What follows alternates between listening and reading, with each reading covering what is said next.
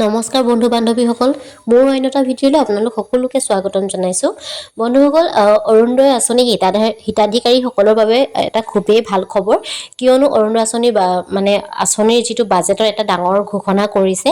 গতিকে অৰুণোদয় আঁচনি আগতে যিসকলে হিতাধিকাৰীসকল আছিলে তেখেতসকলেতো খুবেই ভাল জানে, তেখেতসকলে যে 1250 টকাকৈ পাইছিল আৰু যিসকলে এপ্লাই কৰিব পৰা নাছিলে সেই সকলোকো চৰকাৰে এতিয়া সুবিধা দিছে।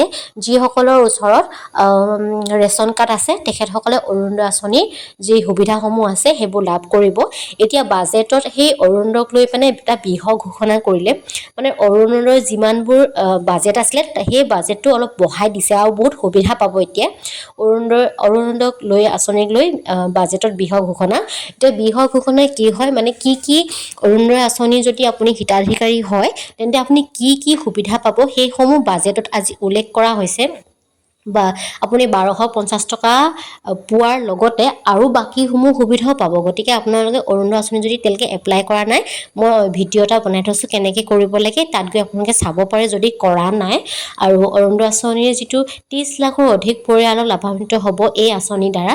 অকল আপুনি 1250 টকা বুলি নহয়, এতিয়া অৰুণোদয় আঁচনিৰ পইচাটোও বাঢ়িব, লগতে অৰুণোদয় আঁচনিৰ হিতাধিকাৰীসকলে অন্য সুবিধাসমূহ পাব। বহুত সুবিধা মানে সাঙুৰি থোৱা হৈছে এই অৰুণোদয় আঁচনিৰ ভিতৰত।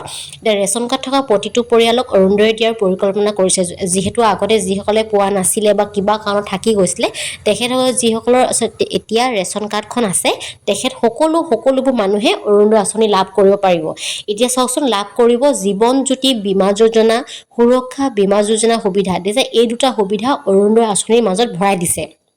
আগতে এইকেইটা সুবিধা নাছিলে, যে বীমা যোজনা, সুৰক্ষা বীমা যোজনা সুবিধা, মানে এইবোৰ এটা পলিচি হয়, এইবোৰ আহিছে মানে লাইফ ইঞ্চুৰেঞ্চ টাইপৰ।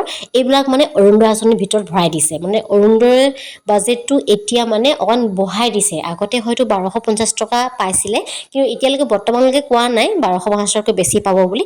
কিন্তু বহুত মানে এটা সম্ভৱ আছে যে আপোনাৰ সেই টকাটো বাঢ়িব আৰু বঢ়াৰ লগতে বাকী যিবোৰ সুবিধাসমূহ আছে, এতিয়া বীমা যোজনা, সুৰক্ষা বীমা যোজনা, এইকেইটা যে সুবিধা আপোনাৰ অৰুণোদয় আঁচনিৰ ভিতৰত ভৰাই দিছে।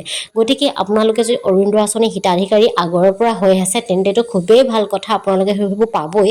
যিসকলে এইবাৰ ৰেচন কাৰ্ড পাইছে আৰু অৰুণোদয় আঁচনি কৰা নাই তেখেতসকলে সোনকালে এপ্লাই কৰি লওক। আপোনালোকে আগতে হয়তো নোৱাৰিছিলে, কিন্তু এতিয়া ৰেচন কাৰ্ডখন দেখাই পিনে আপোনালোকে অৰুণোদয় আঁচনিৰ হিতাধিকাৰী হ'ব লাগিব। আৰু অৰুণোদয় আঁচনি আগতে চাকৰি কৰাসকলে নাপাইছিলে, কিন্তু এতিয়া চাকৰি কৰা সকলোৱে পাব, কিন্তু অকণমান চাগে ডিফাৰেণ্ট হ'ব, কিন্তু সকলো কাৰণে এইটো বনাইছে।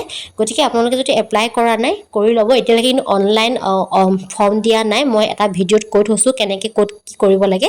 গতিকে সেই ভিডিঅ'টো এবাৰ চাই ল'ব, তাৰ পৰা এইটো কৰিব যদি কোনোবাই কৰা নাই অৰুণোদয় আঁচনিৰ বাবে। আৰু চৰকাৰে যিটো কাম কৰিছে অৰুণোদয় আঁচনিৰ যোগেদি মানুহক কিছুমান সুবিধা দিছে, সুৰক্ষা দিছে, গতিকে এইটো খুবেই ভাল কৰিছে চৰকাৰে।